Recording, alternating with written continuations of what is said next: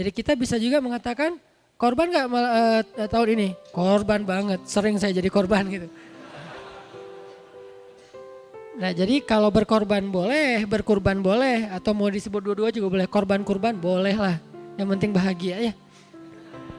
Cuman dalam versi Arab lebih sering diistilahkan dengan udhiyah, adha, tadhiyah atau korban. Kalau di Indonesia tergantung lamanya hijrah. Kalau baru hijrah berkorban. Kalau udah lama hijrah berkurban. udah Arab gitu. Ya, padahal sama aja sih. Mau lama mau sebentar tetap aja namanya udhiyah, tadhiyah. Dan tadhiyah ini sesuai dengan namanya. Jadi kita udah tahu nih kenapa disebut dengan berkorban atau tadhiyah, kenapa disebut dengan berkurban. Sehingga yang paling penting dari ibadah ini adalah bukan istilahnya. Yang paling penting dari ibadah ini adalah filosofi dan goalsnya. Sehingga ketika misalnya kita menyebut salah satu atau kita mengakui dua-duanya sebagai sebutan yang boleh, maka kita harus mencoba untuk benar-benar mengambil hikmah dari filosofi penamaannya. Kita kemudian mentarget, kita harus mendapatkan goals dari ibadah ini. Karena kalau kita hanya sekedar menumpahkan darah hewan, kemudian mendistribusikan daging-dagingnya, maka kata Allah Subhanahu wa taala tidak akan sampai kepada Allah daging dan darah hewan itu. Tidak sampai kepada Allah daging dan darahnya. Kalau gitu gak usah nyembelih Ustaz. Bukan kayak gitu maksudnya. Allah tetap menyuruh kita nyembelih, tapi yang sampai ke Allah itu bukan dagingnya. Yang sampai ke Allah itu bukan darahnya. Yang sampai kepada Allah adalah takwa di dalam hati kalian. Takwa di dalam hati kalian. Sekarang kita coba cari tahu nih, hubungan takwa dengan ibadah berkurban apa? Sehingga kita mencoba untuk bisa sampai ke target takwa. Sebagaimana ibadah puasa juga ada hubungannya dengan takwa. Semua ibadah emang hubungannya ujung-ujungnya goalsnya adalah takwa sih. Sebagaimana firman Allah di awal Al-Baqarah itu ayatnya, Ya ayyuhan nas, u'budu rabbakumul ladzi khalaqakum walladzina min qablikum la'allakum tattaqun. Wahai manusia, umum ayatnya. U'budu rabbakum. Beribadahlah kalian kepada Rabb kalian. Beribadah ini juga umum karena ini ayat kayak alinea pertama dari rangkaian ayat di bawahnya. Nanti di bawahnya kalau kita breakdown, sembahlah Tuhan kalian atau beribadahlah kepada Tuhan kalian, kita breakdown. Pointers satu-satu, satu sholat, tujuannya takwa. 2 puasa, tujuannya takwa. 3 haji, tujuannya takwa. 4 kan haji juga gitu. Wa tazawwadu fa inna khairaz zad at-taqwa. Bekalilah diri kalian untuk berangkat haji dan sebaik-baik bekal adalah takwa. Jadi semua ibadah sebetulnya dia media untuk membawa kita kepada ketakwaan. Jadi yang sampai kepada Allah itu takwa, bukan uang yang kita store ke lembaga haji ataupun kementerian haji atau ke travel, bukan. Uang kita nggak sampai kepada Allah. Berkurban, daging dan darahnya nggak sampai kepada Allah. Berpuasa, lapar dan hausnya nggak sampai kepada Allah. Buka puasa itu bukan untuk Allah. Hidangan-hidangan, takjil segala macam itu bukan untuk Allah. Sholat juga kayak gitu. Semuanya sampai adalah takwa, itu goalsnya.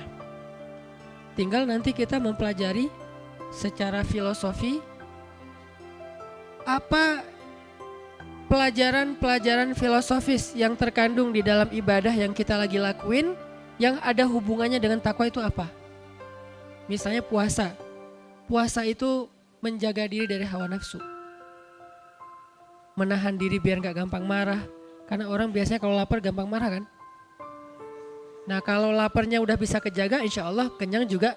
Kalau kenyang kan kita malas marah ya, pengennya tidur kan. Kekenyangan bukan kenyang, kalau kenyang masih wajar. Kalau kekenyangan malas mau marah-marah, udah gak sanggup mikir. Ya udah pengen, ya udah terserah lo deh tidur. Kalau lapar tuh gampang marah tuh.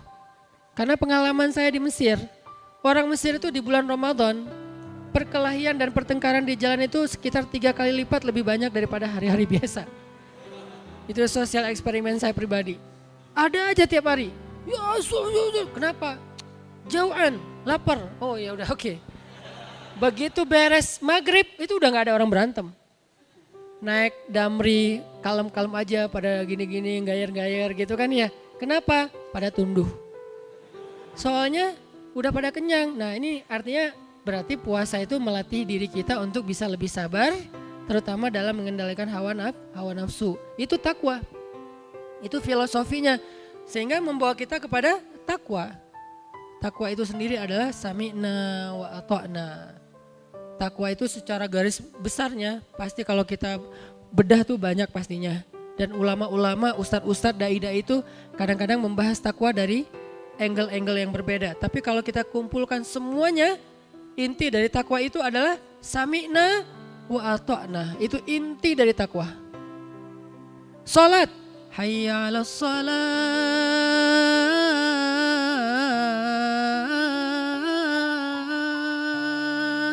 Sami'na wa ata'na. Dengan azan datangin ke masjid. Takwa. Sami'na wa ata'na. Kemudian haji. Labbaik Allahumma labbaik. Labbaik la syarika laka labbaik. Sami'na wa ata'na. Kami penuhi panggilan Allah. Sami'na wa ata'na. Kami dengar, kami taat. Puasa. Hayya 'alas shalah.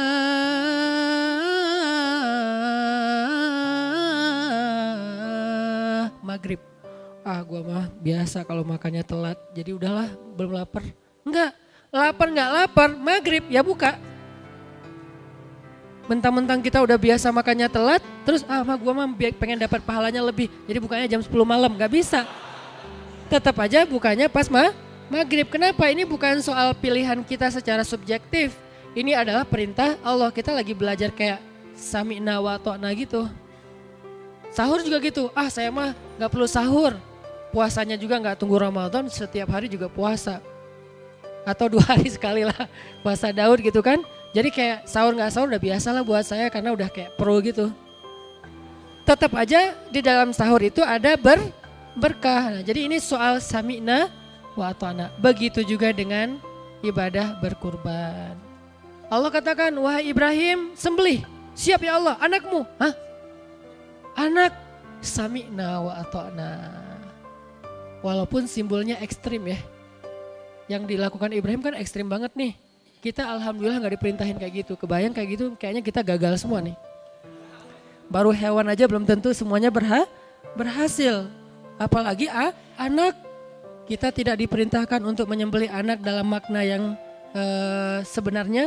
Tapi kita diperintahkan untuk berkorban dengan harta kesayangan kita, yaitu dengan membeli hewan terbaik yang harganya mungkin lebih daripada yang hewan biasanya. Kemudian kita cari yang paling sehat, yang paling bagus, yang dagingnya kelihatannya tidak ada penyakit hewannya, kita sembelih. Nah di sini ada unsur takwa, yaitu sami'na wa ata'na. Teman-teman yang dirahmati Allah Subhanahu wa taala, tadi kita di sesi pertama membahas satu poin bahwa kurban itu atau adha itu goalsnya adalah meraih ketakwaan atau meraih derajat takwa. Pertanyaannya adalah takwa itu apa dan siapakah orang yang bertakwa? Kalau kita definisiin dan kita bedah satu persatu itu banyak banget. Kategori takwa, terus juga arti takwa, kemudian juga orang-orang yang takwa itu siapa aja, golongannya dan segala macam banyak. Tapi kalau misalnya kita mau simpulkan yang sederhana, takwa itu adalah apa tadi? Sami'na wa ata'na. Orang yang bertakwa itu orang yang ketika tahu ada perintah Allah, ketika tahu ada larangan Allah, dia mau mentaati perintah Allah dan meninggalkan larangan Allah. Itulah inti dari takwa. Nah, orang yang bertakwa ini kemudian diklasifikasi lagi dengan level-level yang berbeda, grade-nya beda-beda. Tergantung apa? Tergantung tingkat tadhiyahnya dalam taat. Tergantung tingkat tadhiyah dalam taat. Arti tadhiyah dalam taat artinya apa? Tingkat pengorbanannya dalam taat. Makin besar pengorbanannya, berarti makin tinggi grade ketakwaannya. Makin besar yang dia korbankan untuk taat kepada sami'na wa ata'na perintah Allah Subhanahu wa taala, berarti dia levelnya makin tinggi. Makanya Allah Subhanahu wa taala menyebutkan orang yang beriman itu punya darajatun. Lahum darajatun 'inda rabbihim. Mereka itu bertingkat-tingkat di sisi Allah. Bertingkat-tingkat, beda-beda tingkatannya. Dan tingkatan ini nanti akan menjadi tempat mereka di dalam surga Allah Subhanahu wa taala sesuai dengan tingkatan ketakwaannya di dunia. Makin besar tadhiyahnya dalam ketaatan, untuk pakai hijab dia pengorbanannya berat. Kenapa? Dia harus membatalkan kontrak kerjaannya. Dia harus diputusin oleh seseorang yang dia sayangin. Oh ya. Batalin kontrak nggak ada biasa aja gitu kan. Diputusin gitu. Oke. Terus dia harus kayak dibully gitu di gengnya, di grup WhatsApp-nya sampai akhirnya dia di left sama grup gitu. Dia harus ngerasain susah payah untuk membenarkan jilbabnya, terus kepanasan, agak-agak gimana rasanya awal-awal mungkin masih kagok. Nah ini tadhiyah namanya, pengorbanan. Makin berat ujian ketika dia pengen taat kepada Allah, berarti makin tinggi derajat ketakwaan yang dia miliki. Makin tinggi derajat ketakwaan yang dia miliki, reward di sisi Allahnya juga makin gede. Apa janji Allah untuk orang yang bertakwa yang paling terkenal itu apa? Wa may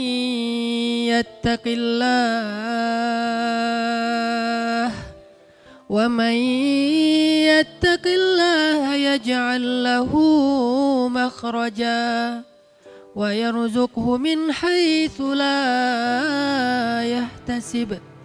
Siapa yang bertakwa kepada Allah, artinya yang sami'na wa ata'na, yang mau mendengar kemudian menjalankan. Karena ada orang yang bahkan mendengar aja gak mau, belajar gak mau, dengar tausiah gak mau, dengar nasihat nolak, ngeklik aja sesuatu yang sifatnya ngebooster iman gak mau ngeklik. Kadang-kadang udah muncul sengaja di skip sama dia, sengaja kalau lebih parah lagi mungkin dia akan unfollow atau dia block. Gak mau sami'na, apalagi ata'na.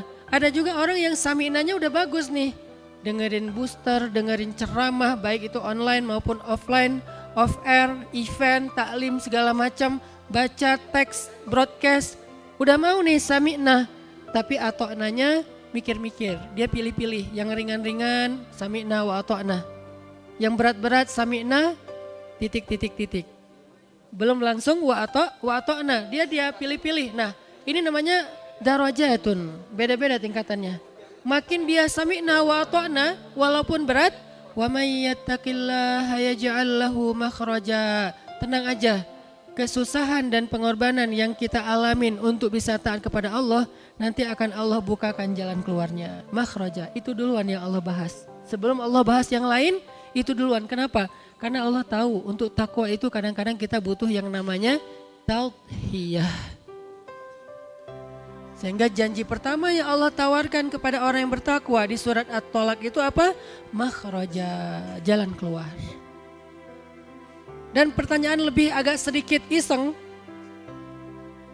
Kenapa Allah letakkan ayat tentang janji-janji untuk orang bertakwa di dalam surat yang isinya adalah tentang diputusin? Kan itu namanya surat diputusin kan? At-Talak. Talak itu kan diputusin, betul nggak? Diputusin oleh siapa? Suami. Mungkin gak semua orang mau menerjemahkan. Kalau mampu insya Allah banyak yang mampu. Tapi mau menerjemahkan dengan bahasa kaum. Kalau kita anak muda, talak itu rasa-rasanya kayak apa? Talak itu kayak ngeri gitu kan. Ternyata ada yang lebih ngeri daripada talak loh. Diputusin. Itu lebih kerasa gitu. Diputusin. Padahal udah jadian, udah halal, udah menyerahkan hidup dan dirinya. Diputusin. Nah ketika diputusin, Allah tulis di dalam nasihat-nasihat tentang cara mutusin cewek. Ini ayat tentang cara mutusin cewek secara baik-baik. Ternyata mutusin juga ada yang fisabilillah gitu, keren. Kenapa kok diajarin Ustadz? Bukan diajarin cara mutusinnya, cara mutusin yang bisa balikan. Itu tuh keren banget tuh surat tuh.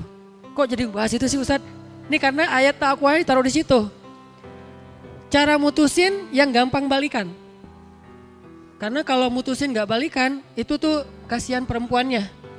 Justru ayat ini kesannya angle yang tadi saya agak nakal mengeluarkan statement di awal tuh apa? Cara mutusin cewek. Tapi tahu gak rahasianya? Kalau mau diperpanjang nih kalimatnya, cara mutusin cewek yang menghargai mereka supaya bisa cepat balikan. Itu yang panjangnya. Sehingga kalau misalnya ada yang mengcrop video saya, pasti gak dengar ceramah saya. Cara mutusin cewek yang menghargai mereka dan bisa balikan. Bahasa ini fikih talak. Bahasa pesantrennya lah, fikih talak.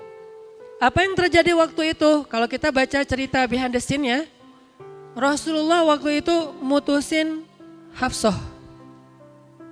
Mentalak Hafsah, istri beliau, anaknya Umar bin Khattab. Gak takut Ustadz sama Umar. Tuh kerennya Rasulullah ya. Umar yang takut sama Rasulullah. Malah Umar marahin Hafsah. Kamu ditalak sama Rasulullah, kamu diceraikan sama Rasulullah, kamu diputusin sama Rasulullah. Kamu itu rugi banget. Jadi Rasulullah mentalak Hafsah. Cuman karena belum diajarkan tutorial mutusin. Akhirnya Nabi pas mutusin Hafsah memulangkan Hafsah ke rumah ayahnya. Jadi diantarin pulang ke rumah ayahnya. Pas Nabi balik turun ayat. Wahai Nabi, kalau seseorang suami menceraikan istrinya, janganlah dia mengeluarkan istrinya dari rumah kecuali jika istrinya punya dosa nusyuz. Cuman itu alasan boleh mengeluarkan perempuan dari rumah. Apa itu nusyuz? Selingkuh. Kalau bukan karena selingkuh, cuman karena nggak nyaman, beda pendapat, cekcok segala macam, nggak boleh suami memulangkan istrinya dari rumah sebelum selesai masa iddah, masa nunggu. Nunggu ngapain nih? Nunggu balikan. Iddah itu masa nunggu balikan. Dia mau balikan nggak ya? Mau balikan nggak ya? Itu namanya iddah. Jadi dalam Islam itu udah ada tuh tutorial lengkap tentang bab itu. Nah, sehingga akhirnya Nabi mengajak lagi Hafsah pulang ke rumahnya. Pertanyaannya sekarang, apa hubungannya dengan ayat tadi? Wa may yattaqillaha yaj'al lahu makhraja. Nabi dalam keadaan marah. Nabi dalam keadaan kecewa sama Hafsah. Nabi udah ngerasa kayaknya udah gak bisa dipertahankan nih pernikahan beliau. Tapi ketika turun ayat, bahkan turun Jibril, ayat plus kata-katanya nih. Kalau ayat doang Al-Quran, ini plus nasihat dari Jibril. Kata Jibril, ya Rasulullah, rujuk Hafsah, sesungguhnya dia istrimu di dunia dan di surga. Ketika Nabi lagi dalam keadaan perasaannya terganggu. Bahasa kita, balikan. Hah? Tapi dia, gitu kan ya. Jadi lagi baper banget gitu kan ya, disuruh balikan. Ini yang disebut dengan takwa. Ketika Allah yang menyuruh balikan atau bawa pulang ke rumahmu, maka Nabi sami'na wa ata'na. Walaupun berat. Di situ ada pelajaran takwa itu kadang harus ngelawan perasaan pribadi kita. Kadang-kadang takwa itu nggak ngikutin perasaan kita, justru ngelawan perasaan kita. Kita pengen gini, Allah pengen gitu, kita gitu. Kita pengen gitu, Allah pengen gini, kita gini. Sami'na wa ata'na. Kadang-kadang kita ngelawan ego kita sendiri. Maafin. Ya udah saya maafin. Minta maaf. Itu takwa tuh. Karena ketika Allah menyebutkan kisah Abu Bakar yang baper gara-gara baper sama salah satu keluarganya, gara-gara keluarganya ini ikut nge-repost hoax tentang anaknya Abu Bakar. Apa hoaxnya? Aisyah selingkuh. Trending di Line, di Twitter, kan itu tools trending topik kan, ada di Line dan Twitter. Rata-rata kalau udah di situ trending, di tempat lain trending. Kalau di Instagram dia bukan tools buat sebuah trend, lebih ke branding kalau Instagram, karena dia visual video gitu. Viral, Aisyah selingkuh. Yang menyakitkan Abu Bakar itu bukan beritanya, tapi yang nge-repostnya siapa? Kalau yang nge-repostnya orang munafik, kalau yang nge-repostnya orang-orang Yahudi, Nabi ya Abu Bakar paham, namanya juga orang Yahudi, namanya juga orang munafik, emang selalu nyari-nyari kesalahan kita, memfitnah segala macam. Tapi ternyata yang ikut nge-repost itu salah satu dari keluarganya Abu Bakar yang selama ini, kalau bahasa anak-anak sekarang, which is actually yang selama ini gitu kan, yang selama ini selalu dibantu sama Abu Bakar. Setiap saat dibantu, kuliahnya dibayarin, kos-kosannya dibayarin, makannya dibayarin. Abu Bakar tuh bantuin dia terus setiap hari, setiap minggu, setiap bulan. Tega-teganya dia nge-repost berita yang belum tentu kebenarannya tentang fitnah hoax terhadap Aisyah radhiyallahu anha. Sehingga Abu Bakar marah, baper, sedih, sakit hati, kecewa. Kalau bahasa kita story. Demi Allah, saya nggak mau lagi bantu @fulan_fulan. Ini kalau bahasa kita ya. Abu Bakar nggak ngomong gitu sih. Ini kalau analogi sosial media kita. Demi Allah kata Abu Bakar, saya nggak mau lagi bantu dia. Nggak lama kemudian turun ayat di surat An-Nur ayat 22 kalau nggak salah. Kata Allah, janganlah orang yang memiliki kelebihan harta di antara kalian bersumpah untuk tidak lagi membantu saudaranya, kerabatnya, orang miskin, orang yang berhijrah di jalan Allah. Perintahnya apa? Wal ya'fu wal yasfahu. Maafkanlah dan berlapang dadalah. Nabi manggil Abu Bakar, Abu Bakar kesini dulu. Datang Abu Bakar, ada apa ya Rasulullah? Udah turun ayat tentang kamu. Masya Allah, apa ya Rasulullah? Pas dibaca, langsung Abu Bakar menangis.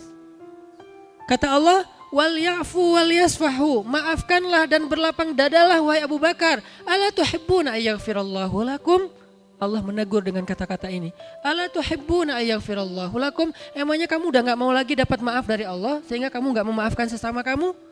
Langsung Abu Bakar menangis dan beliau menjawab, bala ya Rabbi, tentu ya Allah saya masih butuh banget maaf darimu, dosa saya banyak, butuh banget ya Allah, tentu.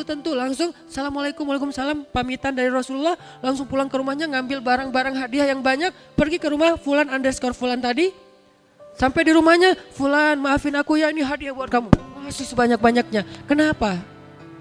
Apa Abu Bakar gak sakit hati? Sakit. Apa Abu Bakar gak marah? Marah, buktinya dia sumpah. Terus kenapa kok langsung minta maaf, memaafkan dan kasih hadiah? Ini yang disebut dengan sami'na wa ata'na. Inilah orang bertakwa. Bukan gak pernah salah, bukan gak pernah keliru, bukan gak pernah bikin dosa. Karena orang bertakwa gimana-gimana juga manusia, dia kadang-kadang salah.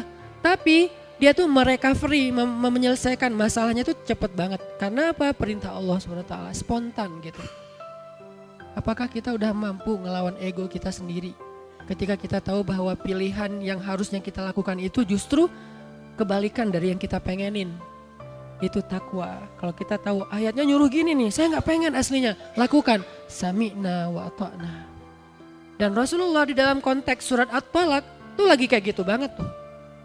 Lagi baper, lagi ngerasa gak nyaman dengan Hafsah, lagi agak sedih dengan Hafsah, lagi kayak gak bisa mempertahankan hubungan dengan Hafsah. Tiba-tiba kata Allah, bawa pulang Hafsah ke rumah. Sampai di rumah, rujuk Hafsah. Dirujuk, Hafsah kamu saya rujuk. Beres. Pertanyaannya dengan ayat tadi apa? Wa may yattaqillah. Yattaqillah dalam konteks Nabi waktu itu apa? Taat kepada Allah untuk bawa pulang Hafsah ke rumah. Makhrajanya di mana? Makhraja, jalan keluar untuk Nabi dan Hafsah. Ketika Nabi udah ngelihat wajah Hafsah yang sedih, Nabi gak tega, karena aslinya Nabi itu sifat beliau tuh gak tegaan. Tadi beliau mentalak Hafsah tapi tidak sanggup melihat wajahnya. Sekarang udah ada di depan beliau, melihat wajah Hafsah. Ya Hafsah, kita rujuk aja, kita balikan yuk. Beres, itu makhraja. Nah kalau kita ambil adegan itu, kita balikin kepada kehidupan kita sekarang, terutama yang udah punya pasangan, yang belum, kalau bisa jangan pernah sampai mengamalkan surat ini. Cukup aja surat Ar-Rum lah ya. Wa min ayatihi, itu mah kayak gimana gitu dibacain surat itu. Tapi surat At-Talaq kayaknya gak usah diamalin deh. Karena gak perlu sampai ada adegan tolak. Tapi kalau ternyata di luar dugaan kita, di luar perkiraan kita terjadi, maka Allah tuh udah siap-siap, udah ngasih kita sebuah tutorial gimana caranya biar kita dapat jalan keluar. Jalan keluarnya apa? Balik balikan. Itu jalan keluar. Gimana cara biar balikan? Takwa. Takwanya apa? Ikuti cara Allah. Ikuti cara Allah gimana? Tetaplah di rumah. Ceweknya tetap di rumah. Cowoknya tetap di rumah. Ceweknya tetap berdandan. Jangan ketika udah dalam keadaan iddah, ceweknya udah gak dandan lagi. Udah kayak ditinggal, kayak meninggal, kayak cerai mati. Gak dandan, biarin aja jelek. Enggak, dandan. Kenapa? Dandan itu supaya Allah kasih jalan keluar. Ceweknya dandan. Yang tadi sebelum iddah jarang dandan, sekarang pas iddah dandan banget gitu kan ya. Wah, touch up, blush on, apa pakai foundationnya tebal gitu kayak nano coating gitu kan. Kan foundation tuh kayak nano coating kalau di mobilnya. Wah, tebal banget, kinclong gitu kan ya. Wah, udah dandan banget. Tujuannya buat apa teman-teman? Biar suaminya berkasih sayang lagi. Aduh, istri saya cantik ya. Wah, kalau gini gimana ya? Balikan gitu kan ya. Nah, itu tuh makhraja, itu tuh jalan keluar. Memang kayak gitu tutorial yang diajarkan Allah, syariat kalau bahasa kita. Syariat itu kan tutorial, how to kan. Bahasa resminya syariah, jalan atau cara. Kalau bahasa kita tutorial. Kayak gitu syariatnya, ceweknya berdandan, masakin buat suaminya masakan yang enak, siapin kopi, suaminya tetap ngasih nafkah buat istrinya, tetap bekerja, pulang capek-capek. Makin dia capek pulang ke rumah disiapin makanan, makin berasa kasih sayang mereka. Kalau tidur-tiduran aja disiapin makanan kan males ya, biasa aja gak lapar kan. Tapi makin lapar di luar, makin capek di luar, pulang dipijitin, pulang disiapin air anget, pulang terus diguyur. Ya jadi kerasa gitu, yang satu capek, yang satu pengertian, kan pas tuh, klop banget kan. Yang satu capek, yang satu pengertian. Akhirnya lama-lama mereka mulai, tadi diam-diaman aja. Pak, mau dimasakin air panas? Terserah. Awalnya nih, tapi disiapin air panasnya, gak usah bete dulu, siapin. Pak udah siapin tuh air panasnya, mungkin di tempat mereka gak ada water heater misalnya. Siapin air panas, mandi, disiapin handuknya wangi. Padahal yang kemarin juga baru pakai langsung diganti lagi mumpung dalam masa iddah. Pokoknya kalau lagi masa iddah special treatment aja. Wah semuanya sampai lama-lama mulai nyaman, udah mandi pakai air hangat tuh kan badan kayak segar gitu kan. Antara pengen ngeteh, ngopi udah disiapin di meja. Sebelahnya ada bon banyak listrik apa segala macam. Minta di reimburse. Jadi artinya kayak mereka tuh kayak bertahap karena serumah, jadi kayak ada interaksi gitu. Kebayang nggak kalau misalnya mereka beda rumah, jadi kan nggak ada interaksi nih. Karena nggak ada interaksi, akhirnya kayak nggak ada kesempatan mereka balikan. Makanya Allah membuat syariat tetap serumah, tetap dandan, tetap cari nafkah. Di rumah nggak usah pakai jilbab karena masih muhrim. Udah aja pakaiannya yang biasa kayak di rumah, kalau perlu lebih luar biasa dikit. Kalau sebelum masa iddah biasa, sekarang luar biasa gitu. Kan halal kan? Jadi saya nggak ngomong sesuatu yang negatif, ini halal. Kalau ada yang mikir macam-macam berarti itulah konsekuensi masih sendiri ya. Jadi dia kayak, wah akhirnya maaf pikirnya emang kayak gitu nih. Ketika malam hari, setelah sehari, 2 hari kan iddah itu 3 kali suci. Sebulan, kan berat buat cowok kan ya. Ngerti kan? Ya gitulah pokoknya, berat. Udah sebulan, aduh gimana ya. Mulai culang-cileng gitu kan. Nah begitu udah sebulan, ceweknya makin kesini tuh makin dandannya tuh makin keren. Jangan terlalu menor juga sih bikin ilfil ya. Ya standar lah, keren lah, natural tapi dia kayak gitulah. Jadi suaminya tuh aduh gimana ya, akhirnya maaf. Kalau mereka dalam masa iddah itu suatu saat akhirnya suaminya datang kepada istrinya. Lalu mempergaulinya secara terhormat, secara baik-baik, secara halal. Maka otomatis mereka udah balikan. Udah rujuk. Dan itu bahasa Al-Quran udah dapat jalan keluar. Apa jalan keluarnya? Mereka damai. Ustadz, saya agak penasaran nih. Pas mereka datang kayak gitu tuh, terus mereka ngomongnya, kita balikan yuk atau gimana Ustadz? Gak perlu akad, gak perlu, saya terima nikahnya, gak perlu. Kan kita udah cerai, enggak. Begitu mereka melakukan hubungan suami istri secara terhormat dan halal, terjaga kesuciannya, maka saat itu juga mereka sudah rujuk. Kalau nyesel setelah itu yang penting udah rujuk. nyesel, saya semalam nggak mikir soalnya saya apa, udah biarin aja. Yang penting udah rujuk. Nah itu yang kata Allah, itu yang kata Allah makhraja, jalan keluar. Itu cuma satu kasus ya, contoh doang kayak sampel lah. Nah nanti ada lagi kasus-kasus yang lain dan itu berlaku kaidah yang sama. Kaidahnya apa? Pokoknya ikut aja deh maunya Allah tuh apa. Kalau kita tahu Allah, ya ayyuha, apa ya Allah? Ternyata kafirun, oh bukan saya. Makanya jangan ya ayyuha udah langsung labbaika, enggak. Tunggu dulu ya ayyuha siapa nih? Kalau ya ayyuhal kafirun jangan. Kalau ya ayyuhal ladzina amanu oke lah, labbaika ya Rabbi. Aku penuhi panggilanmu ya Allah. Nah kalau Allah udah manggil, baik itu teksnya Al-Quran, teksnya azan, teksnya hadis, teksnya nasihat dari para ulama, maka ikutin aja tuh. Sami'na wa ata'na, sami'na wa ata'na. Berat Ustadz, sami'na wa ata'na. Makin berat berarti makin tauhiyah, makin besar pengorbanannya. Makin besar pengorbanannya, makhrajanya tuh makin indah. Wa yarzuqhu min haitsu la yahtasib. Dikasih rezeki yang tidak terduga-duga. Makin berat pengorbanannya, makin rezekinya lebih tak terduga lagi. Sampai nggak ada dugaan sama sekali. Sampai bingung, ini mana gitu.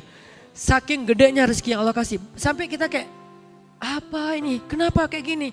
Ini luar biasa. Sampai kaget sendiri, saking besarnya yang Allah berikan. Terus apalagi yang Allah janjiin? Wa may yattaqillaha yaj'al lahu min amrihi yusra. Di ayat di bawahnya. Siapa yang bertakwa kepada Allah dengan pengorbanan-pengorbanannya, Allah jadikan segala urusannya jadi mudah. Makin besar pengorbanan, makin mudah hidupnya. Udah selesai? Belum. Wa may yattaqillaha yukaffir anhu sayyi'atihi wa yu'zim lahu ajra. Makin besar pengorbanannya, makin besar dosa yang Allah ampunkan untuk dia dan makin besar kebaikan yang Allah sediakan di akhirat untuk dia. Ini Allah janjikan untuk orang yang bertakwa. Makanya erat banget hubungannya antara takwa dengan tauhiyah. Sehingga kalau kita hubungkan, kita ambil filosofinya, tauhiyah itu lagi belajar berkorban fisabilillah. Jadi adha, ibadah idul kurban adalah belajar korban, berkorban di jalan Allah. Ustaz saya udah ngasih lebih dari itu, Ustaz saya udah sedekah sekian ratus juta. Itu berapa sih sapi cuma 16 juta sekian misalnya? Bukan soal jenisnya, bukan soal berapanya, soal sami'na wa ata'na. Allah nyuruh kita untuk berkorban dengan hewan. Walaupun kalau kita baca sejarahnya, itu tadhiyah yang paling besar tuh yang dilakukan Nabi Ibrahim. Dan Nabi Ibrahim gak pernah tahu kalau nanti suatu saat Allah ganti dengan seekor sembelihan yang azim, yang besar. Gak ada Nabi Ibrahim, tenang aja Allah pasti ganti, saya yakin. Gak mungkin Allah tega sama saya, enggak. Bukan Nabi Ibrahim suuzon juga ke Allah, bukan juga. Tapi maksudnya ya gimana perintahnya udah ikutin aja. Enggak kepikiran juga di Nabi Ibrahim nanti Ismail, enggak lah ini enggak akan mungkin. Udah gua taruh aja misalnya pisaunya di leher Ismail. Pasti bentar lagi juga keluar tuh dari batu hewannya. Sambil taruh gini sambil ngelirik batu. Kok belum keluar ya? Enggak. Itu mah akal-akalan kita ya dalam ketaatan kita. Nabi Ibrahim tuh murni karena beliau orangnya hanif. Tahu enggak orang hanif itu artinya apa? Ya gitu. Nggak mikir macam-macam, nggak gampang suuzon, nggak licik, itu hanif tuh. Nggak polos juga, tapi maksudnya lurus gitu. Akal dan hati beliau itu nggak terkotori dengan wasawis, dengan zunun, dengan godaan, dengan prasangka, nggak ada sama sekali. Ya Allah perintahkan nyembelih anaknya, ya udah. Dzabahul walad, menyembelih anaknya. Wahai Ismail, dalam bahasa yang sangat sedih. Wahai anakku tersayang. Itu ngomongnya itu Ismail disuruh duduk di sebelah Ibrahim, diusap-usap kepalanya karena Ismail waktu itu masih kecil kan, diusap-usap kepalanya. Saya kebayang aja anak saya digituin terus kayak anak saya taruh di pondok pesantren aja buat saya kayak berat banget gitu. Dulu waktu Aisyah kelas 1 SD itu Umi mau naruh Aisyah di pesantren tahfiz di Kudus, lebih tepatnya Kudus, di Kudus. Ada pesantren tahfiz Kiai Arwani di sana, kebenaran keluarga besar Umi masih ada hubungannya dengan Kiai di sana. mau ditaruh di sana kelas 1 SD. Kan buat saya kan berat banget tuh. Tapi karena Umi maksa-maksa, ya udah deh saya anterin naik mobil. Kita dari Bandung ke Kudus naik mobil. Pas sampai di sana kita malam tahajud biar besoknya ujian tes kelulusan gitu. Penerimaan siswa baru. Malam doa, Umi doa, saya doa. Umi doa, ya Allah mudah-mudahan besok Aisyah diterima. Saya, ya Allah mudah-mudahan ditolak. Kita sama-sama doa, tapi beda. Kenapa? Saya kayak gak rela gitu jauh dari anak. Karena saya senang banget dengan family life kayak gitu. Jalan, nongkrong bareng anak, ngapain pokoknya sederhana tapi kayak pokoknya bareng lah gitu. Jadi Umi doa-doa, nangis-nangis, ya Allah mudah-mudahan Aisyah bisa mondok di situ. Ya Allah please jangan mondok di situ. Terus alhamdulillah untuk kesekian kalinya besoknya Allah mengijabah doa saya. Aisyah pas dites gak mau bunyi. Padahal dia udah hafal juz 30 tapi dia gak mau bunyi. Kata ustadznya, Aisyah coba baca. Aisyah, baca ini sayang baca. Gak mau, lama sampai 15 menit gak baca. Akhirnya ya udah istirahat dulu maksudnya ke rumah pulang gitu. Ya udah istirahat dulu ya. Dalam hati saya, alhamdulillah. Uminya innalillah. Terus kita pulang nih naik mobil kan dari Kudus ke Bandung. Sepanjang jalan Uminya dia aja nangis. Saya nyetelin lagu lah. Wes. Beda banget kita imannya. Ini kacau nih ayahnya nih. Karena kita nggak sefrekuensi mungkin ya. Dia soleha banget, saya ya gitulah pokoknya. Nah kemarin Aisyah udah kelas 6 SD. Janji saya jangan SD deh, SMP aja. Nah pas udah kelas 6 SD kemarin lulus. Masuklah pondok pesantren yang ada di Bandung sebetulnya nggak jauh tapi bisa ketemu sebulan sekali doang jadi kayak sama aja kayak jauh gitu. Saya udah nyari-nyari cara, modusnya apa? Nganterin obat biar bisa ketemu anak. Katanya titipin aja ke TU Pak. Terus Aisyah kayak bibirnya sariawan. Aisyah tuh bibirnya kalau kayak gitu tuh harus ke dokter. Saya punya dokter langganan saya. Udah kasih madu aja Pak. Aduh Jadi tetap gak bisa ketemu sebulan sekali itu aja buat saya tuh udah kayak pengorbanan berat banget. Kebayang gak Ismail? Saya hanya membayangkan itu aja nih. Baru pengorbanan kecil-kecilan receh banget lah ya. Naruh anak di pondok. Dan kebenaran dua-duanya lagi sekaligus. Maryam kelas 5, Aisyah kelas 1 SMP. Dua-duanya sekaligus masuk ke pondok tahfiz. Ketemunya sebulan sekali. Jadi saya bilang buat saya kalian semua itu adalah baterai. Karena sekian jadi dibagi gitu. Jadi kalau ada satu orang yang pergi, baterai saya hilang 10%.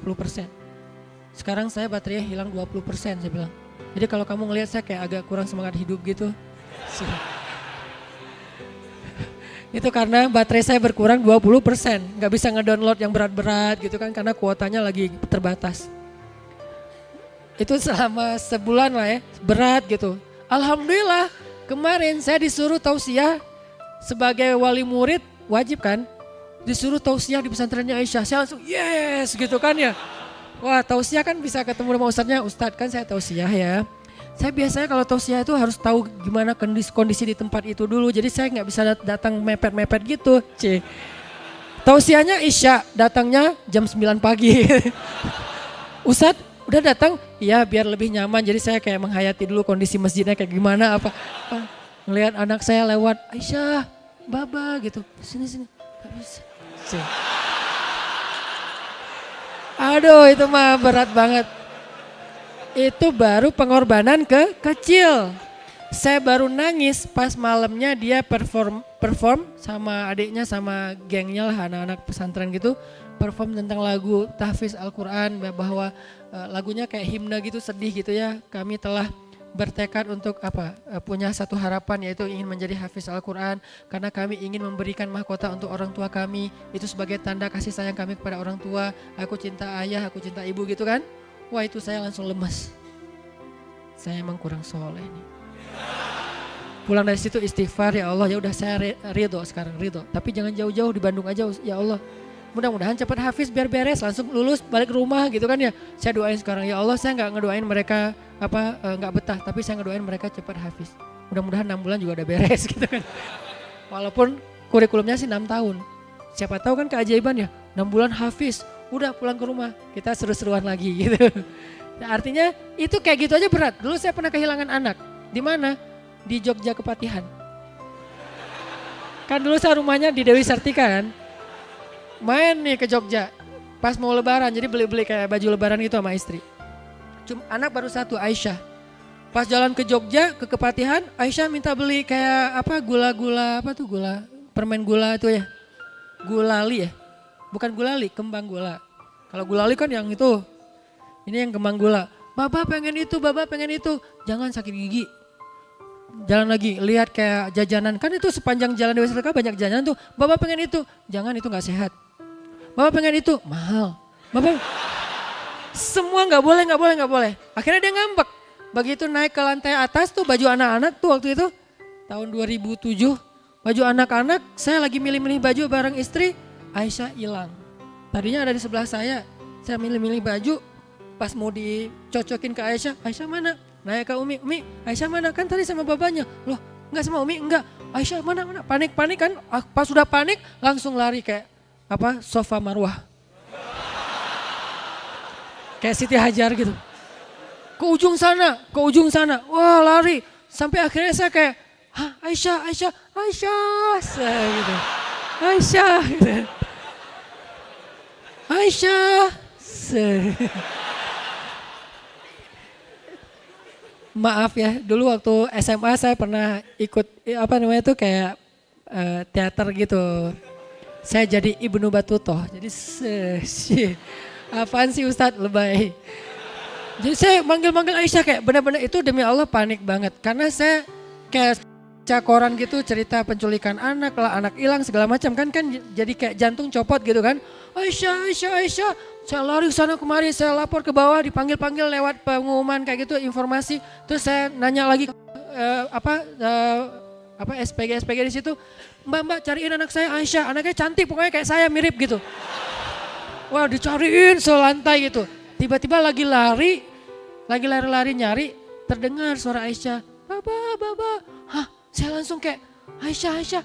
Tapi nggak tahu sebelah mana, saya lari ke sana, suaranya makin kecil. Baba. Wah, ke sebelah sana gitu. Wah, balik lagi ke sebelah sana. Baba, makin kencang. Ternyata dia kayak kan ketutup sama barang-barang gitu kan. Saya lari ke sana, dia lari ke sana. Jadi kita tuh benar-benar kayak dramatis banget gitu kejadiannya. Itu setengah jam lah, nggak lama sih, setengah jam. Tapi saya udah kayak habis treadmill. Terus jantung saya tuh nggak tahu copot di mana, nyari jantung juga habis itu. Pokoknya berat banget. Pas udah ketemu Aisyah langsung saya peluk gitu slow motion gitu kan. Saya peluk Aisyah gitu kan. Terus uminya kita bertiga gitu. Udah beres itu kata Aisyah kemana? Habisnya Baba gak mau beliin apa-apa buat Aisyah. Oh ya udah ya. Mau apa? Itu ambil. Yang itu ambil. Semua ambil sekarang. Pulang-pulang kita bawa makanan dia, gak beli baju lebaran. Dan waktu itu saya ngerasain ya gimana rasanya hilang anak setengah jam. Padahal cuma di mall, di lantai atas dan suaranya kedengaran. Kebayang gak seperti Nabi Ibrahim? Yang mungkin kalau itu kejadiannya gak ada yang berubah, skenarionya bakal kehilangan anaknya selama-lamanya. Kebayang gak perasaan ibunya Musa yang harus menghanyutkan bayinya ke sungai Nil dan bisa hanyut sampai lintas negara. Tapi kok mereka mau taat sama Allah dalam perintah-perintah yang aneh kayak gitu. Itulah takwa. Kita baru diuji kecil-kecilan aja udah ngeluh, ya Allah kenapa kurang saya apa? Allah maunya apa sih? Allah gak adil sama saya. Itu kita. Mereka Nabi Ibrahim yang disebut Khalil. Kekasih Allah masih disuruh nyembelih anak. Seolah-olah kalau mau nanya lebih berhak lagi. Ya Allah kurang saya apa dalam pengorbanan saya. Saya hijrah loh dari Irak ke Palestina. Saya bawa loh anak saya tinggal di Mekah seorang diri bareng dengan ibunya. Seorang diri bareng dengan ibunya. Nggak ninggalin apa-apa gitu. Dan bertahun-tahun saya nggak ngejenguk. Kurang apa lagi ya Allah, engkau nggak percaya iman saya. Kan bisa gitu kan? Enggak. Allah perintahkan sembelih anakmu sami'na wa ata'na. Walaupun diusap kepala Ismail, ya bunayya, sambil nahan air mata menggenang di sini. Tapi itu bukan emoticon ya, benar menggenang ya. Kan ada tuh emoticon yang menggenang di sini gitu. Terus ekspresinya gini. Nah itu emoticon. Nabi Ibrahim menahan air matanya diusap kepala Ismail, ya bunayya. Kalimat ya bunayya itu tuh harus kita pahami dengan angle storytelling. Jangan angle kajian ilmiah. Ya bunaya secara bahasa artinya, aduh kurang dapat ceritanya. Ya bunaya kalau dilihat dari sisi perasaan, itu panggilan ketika seseorang tuh lagi dalam keadaan perasaannya tuh dalam banget, terus kayak kehilangan banget, terus kayak sedih banget gitu. Itu panggilnya ya bunaya. Kalau lagi biasa ya Ismail. Kalau lagi biasa lagi anaknya gitu. Tapi ini lagi kayak dalam banget gitu perasaan Ibrahim, kayak takut banget kehilangan Ismail dan lagi ngerasa sedih banget, manggilnya ya bunaya. Makanya saya lebih suka mengimajinasikan cerita sejarah lewat storytelling daripada kajian-kajian ilmiah sejarah. Lahir sekian, meninggal sekian, perang tahun ini, jumlah pasukan, itu namanya data sejarah, bukan kisah sejarah. Kita kalau cuma dengar data sejarah, kita tuh nggak dapat feel apa-apa. Jadi kayak nggak dapat apa-apa dari sejarah. Kenapa kita nonton film-film Hollywood itu sampai 4 jam kita nggak keluar dari ruang studionya? 4 jam, Endgame. Kok kuat gitu? Karena dia kayak story-nya tuh bagus banget sampai kita terlibat nonton film misalnya kayak yang horor, kita sampai kaget-kaget sendiri gitu kan ya. Nonton film sedih kita jadi kayak sedih sendiri, nonton film thriller kita jadi kayak gregetan sendiri karena dia menyajikannya dalam adegan. Nah, sirah kita kurang banyak storyteller dalam dakwah kita tuh. Sehingga ketika menyampaikan sirah agak kurang storytelling. Jadi orang dengar sirah tuh kayak kaku, bosan banget sih bahas sahabat atau para nabi. Nabi Adam, beliau adalah, nah ini kalau udah mulai beliau adalah berarti definitif.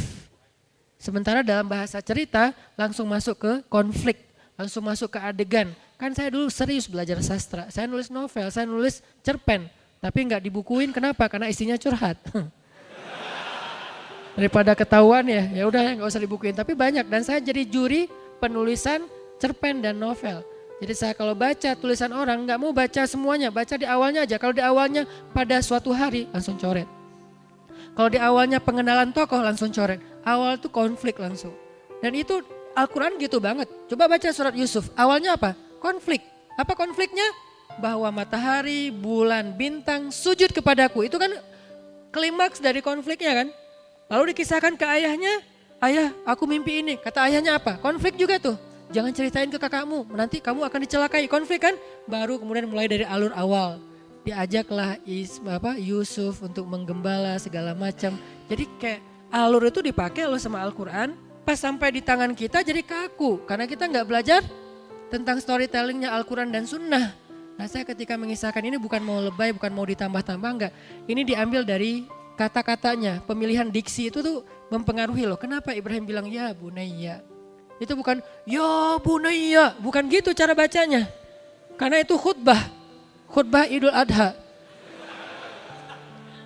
Enggak, ya bunayya, diusap kepala Ismail. Ini anak baru ketemu sehari setelah sekian tahun berpisah. Kebayang ya perasaannya? Saya kalau lagi umroh 10 hari aja pulang ke rumah itu kayak malam itu gak mau tidur. Mau ngeliatin wajah anak aja, biarin dia aja yang tidur. Saya tidur di sebelahnya maksudnya. Jadi maksudnya kayak aduh ini udah 10 hari, apa segala macam. Ini nih baru ketemu sehari setelah sekian tahun, terus disuruh perintahkan untuk wafat. Disembelih, dengan cara disembelih, berat banget. Sehingga Ibrahim tuh, dan Ibrahim tuh bukan kita yang mungkin hatinya agak keras. Ibrahim tuh hatinya lembut banget. Kalau kita aja baper, Ibrahim lebih baper lagi tuh. Paham ya kondisi perasaan Ibrahim? Ya bunayya, aku bermimpi dan kamu tahu mimpi itu wahyu karena ayah seorang nabi. Ayah diperintahkan untuk melakukan sebuah perintah Allah. Apa sih ini? Ya diperintahkan gitu ya. Kata anaknya, apa wahai ayah? Ayah diperintahkan untuk menyembelih engkau. Ismail tuh enggak, ayah mimpi. Enggak. Jadi gara-gara mimpi, enggak gitu. Ismail tuh soleh. Ayah, aku nggak salah dengar kan? Itu bukan Ismail. Ismail tuh paham banget dan mereka tuh elegan lah ya, cara komunikasinya elegan, nggak ada canda-canda yang nggak penting. Jadi ketika Ibrahim bilang, aku diperintahkan menyembelihmu wahai anakku tersayang lagi, ya bunayya.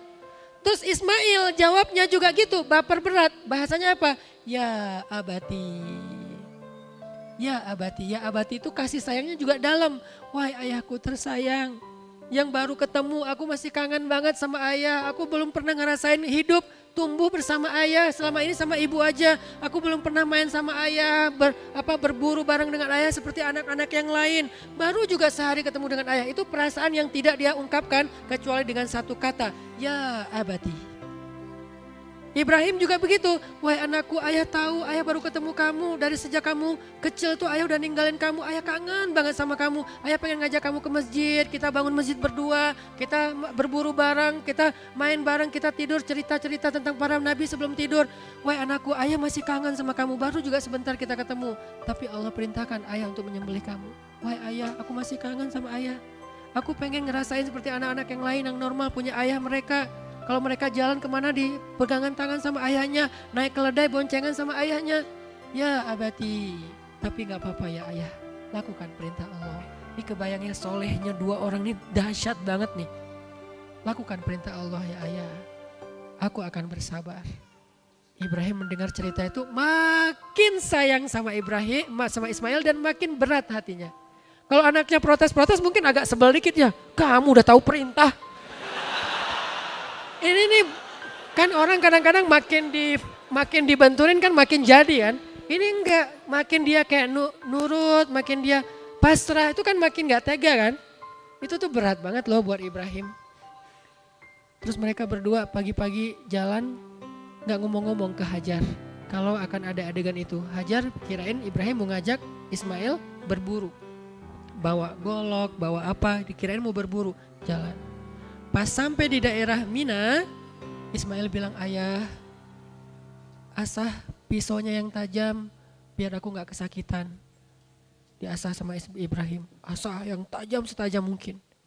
Ayah pakai penutup baju ya biar nanti darahku tidak mengenai baju ayah, kelihatan sama ibu, nanti ibu jadi sedih. Ditutup sama Ibrahim bajunya biar gak kena darah.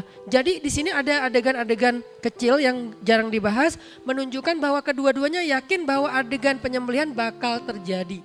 Gak menduga ada seekor hewan sembelihan, gak sama sekali. Ketika dibaringkan Ismail di atas batu, sekarang tuh ada di daerah antara Mina sama Muzdalifah, ada sebuah bukit namanya Jabal Kurban. Kalau yang pernah umrah tuh ada pas pulang dari Arafah sebelah kiri dia di atas ada kayak tugu gitu, namanya Jabal Kurban. Di situ posisinya dibawa ke atas, ditaruh di atas batu. Ismail udah berbaring, ditutup wajah Ismail karena nggak tega ngelihat wajah anaknya. Ismail itu nabi loh, aura wajahnya itu soleh banget, teduh banget, semua orang sayang pasti. Apalagi Ismail keturunan kakeknya Nabi Muhammad pasti paling keren udah. Ditaruhlah pisaunya di leher Ismail. Itu jantung Ibrahim itu udah gak tahu kayak gimana.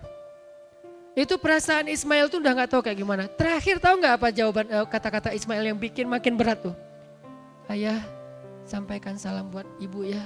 Bilang aku cinta sama ibu. Wah udah. Tapi gimana pun berkecamuknya perasaan Ismail, berkecamuknya perasaan Ibrahim, yang namanya perintah Allah, sami'na wa ata'na gak boleh berubah. Gak boleh berubah. Kenapa sih Allah ngambil simbolnya berat banget sih?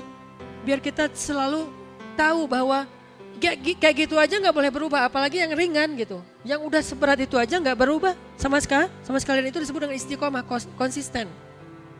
Komitmen. Nah akhirnya Ibrahim naruh pisaunya di leher Ismail. Ketika udah mantap, bismillah ya Allahu Akbar. Dan itu perpisahan dengan anaknya. Anaknya udah siap untuk kembali kepada Allah. Ayahnya udah siap untuk berpisah dengan anak satu-satunya yang waktu itu masih dimiliki. Belum punya Ishak. Karena Ishak setelah ini baru Allah kasih Ishak. Baru satu-satunya. Baru ketemu sehari. Sekarang udah mau berpisah dengan cara yang paling berat. Ayahnya sendiri akan menyembelihnya. Ketika mau ditarik tuh pisau oleh Ibrahim. Allah Maha tahu. Allah tunggu sampai detik-detik terakhir. Allah pengen lihat benar gak nih takwanya nih. Sungguh-sungguh gak takwanya nih, taatnya nih. Begitu mau ditarik, Allah tahan tangan Ibrahim. Mau ditarik gak bisa. Kemudian Allah berfirman, ya Ibrahim, qad saddaqtar ru'ya. Engkau telah membenarkan perintah itu, sudah taat. Udah Ibrahim lepaskan pisaumu. Ibrahim, gak jadi kalau bahasa kita ya. Masya Allah, Allah Akbar, Alhamdulillah ya Allah. Terus Ismail bukan jadi hewan. Itu mah dongeng masa kecil ya. Ismail jadi hewan. Terus Ismailnya kemana? Gitu kan ya? Aneh. Itu pertanyaan saya dari sejak saya SD. Baru terjawab ke pas saya udah kuliah. Saya kan dari kecil tuh suka baca ya. Baca terutama baca cerita. Di perpustakaan itu semua buku cerita udah pernah saya baca. Tapi kalau yang teori-teori saya males. Yang cerita tuh senang. Ambil baca. Nah salah satu yang bikin saya penasaran. Ini Ismail kemana ini? Dari kelas 3 SD udah nanya Ismail kemana ya? Tanya ke emak, "Mak, Ismail kemana?" "Langit." "Oh ya." Orang tua zaman dulu kan asal ya kalau jawab ya. "Oh ya di langit." Terus saya ngebayangin Ismail ke langit. Tapi kan setelah itu ada adegan membangun Ka'bah segala macam terus dia turun gitu. Bingung kan? Baru kejawab pas sudah kuliah. Ismailnya nggak jadi hewan. Ismailnya dibangunkan, keluarlah hewan dari batu. Kayak Nabi Soleh, unta keluar dari batu. Ini sembelihan, nggak tahu bentuknya apa. Dibandingkan mereka sembelih berdua. Jadi bukan Ismail tiba-tiba, "Loh kaki kamu kok jadi berubah sih?" Enggak, itu namanya Israiliyat kalau dalam ilmu tafsir. Apa Israiliyat? Mitos-mitos orang Yahudi. Ternyata cerita-cerita dongeng anak-anak kita dulu, nggak tahu sekarang ya, banyak terpengaruh oleh mitos orang Yahudi. Kalau sekarang banyak terpengaruh oleh mitos Syiah. Antara dua itu, karena yang paling banyak bikin mitos itu cuma dua golongan ini nih. Yahudi sama Syiah. Makanya kalau kita baca cerita-cerita Syiah itu kayak aneh-aneh gitu, ada gitu. Malaikat Jibril salah nurunin wahyu. Pengen nurunin ke Ali, malah ke Muhammad. Pas udah turunin gak bisa tarik lagi, ya udahlah udah terlanjur, udahlah Muhammad aja jadi nabi. Masa ada gitu malaikat yang salah? Nah ini namanya Israiliyat atau apa mitos-mitos Israiliyat yang kemudian diriwayatkan oleh orang-orang Syiah. Allahu a'lam. Yang jelas teman-teman filosofinya adalah pengorbanan. Dan alhamdulillah ternyata adegan pengorbanan itu menjadi syariat, tetapi tidak lagi perlu mengulangi adegan Ibrahim Ismail, hanya perlu melanjutkan adegan Ibrahim dengan seekor zabhun azim, sembelihan yang sangat besar dan gemuk sehat.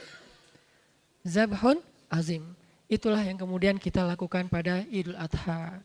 Sehingga buat kita, mari sama-sama kita berazam. Bukan, buat yang mampu ya Ustadz.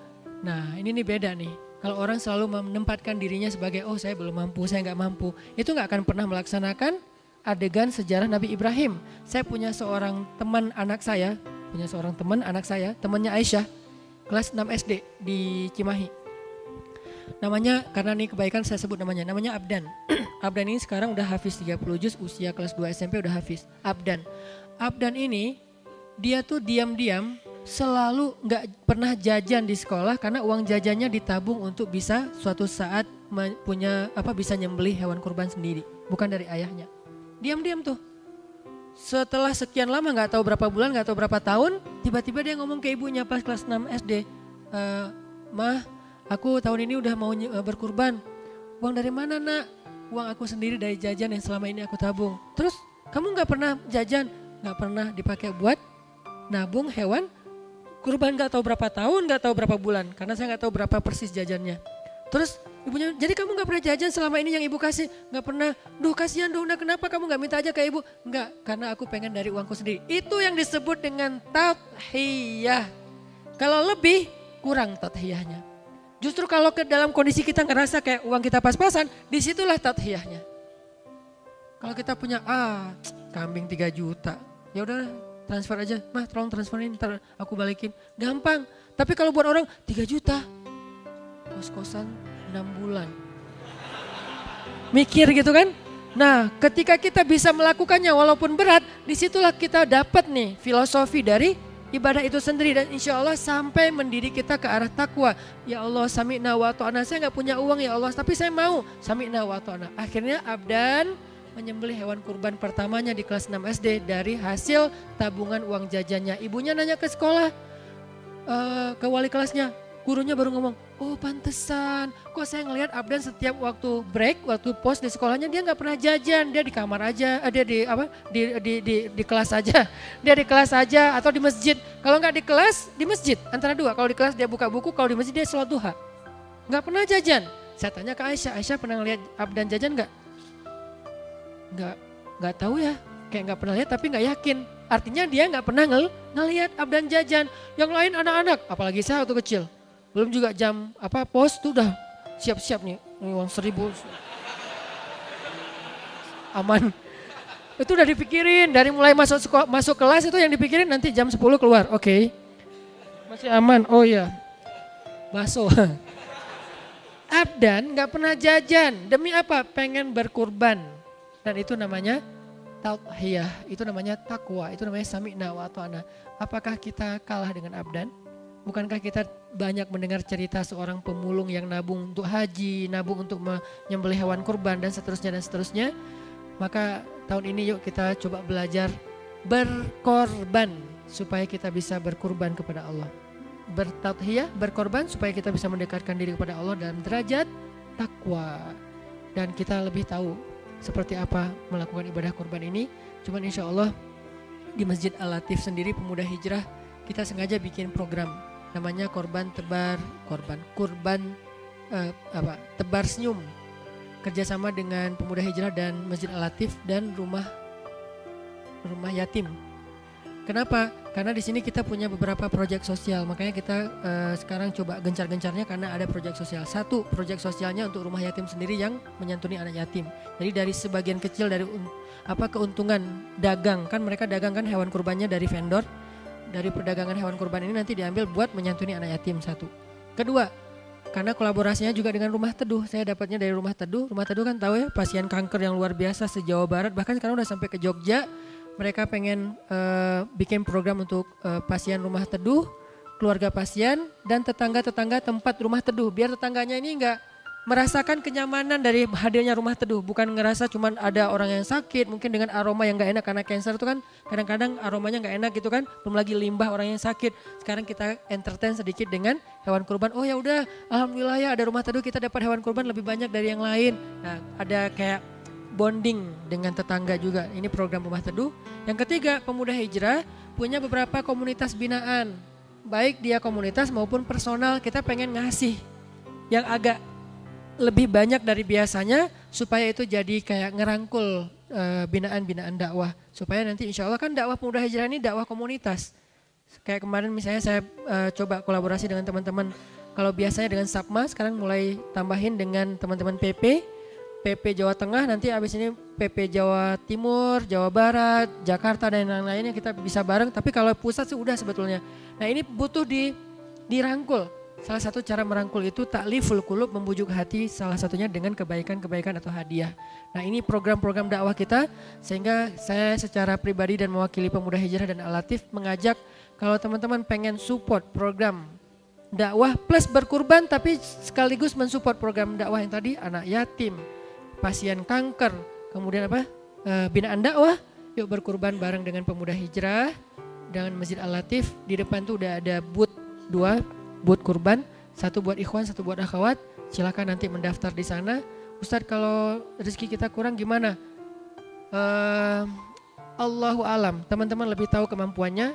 Kalau misalnya bisa patungan, Ustadz kalau kita patungan gimana? Kan jadinya bukan berkurban. Ya udah, anggap aja ini bagian dari sedekah kita tapi di waktu berkurban. Karena itu bukan berkurban karena hitungannya bukan satu orang, tapi rame-rame. Kalau bisa sendiri lebih bagus lagi. Ustadz kalau kita dengan pasangan apakah perlu satu-satu? Bagus. Tapi satu mewakili keluarga juga cukup. Tahun ini insya Allah ini bukan riak karena saya tahu ada yang lebih dahsyat dari saya. Saya berkurban di 2 tempat. Di Suriah saya berkurban, di Indonesia saya berkurban. Jadi kita saya coba ambil sapi, nanti biar dibaginya lebih banyak. Kemudian di Suriah juga saya udah transfer lewat Golden Future. Karena Golden Future kan langsung terjun ya. Jadi saya berkurban juga di Suriah. Mudah-mudahan saya lagi merencanakan, mudah-mudahan kalau bisa, kalau saya Suriah mungkin istri di Palestina, istri di Yaman. Kok 2 Ustaz? Ya 2, gitulah. Jadi ada Palestina, ada ya Yaman, saya di Suriahnya. Mudah-mudahan semuanya ada kebagian walaupun kecil, cuman kambing doang. Tapi kan minimal kita kayak mencoba untuk saya empati, saya pengen berbagi dengan anak-anak saya, anak yatim yang ada di Suriah, Palestina dan Yaman yang kelaparan. Yuk sama-sama kita belajar takwa lewat ritual syariat berkurban pada tahun ini insya Allah.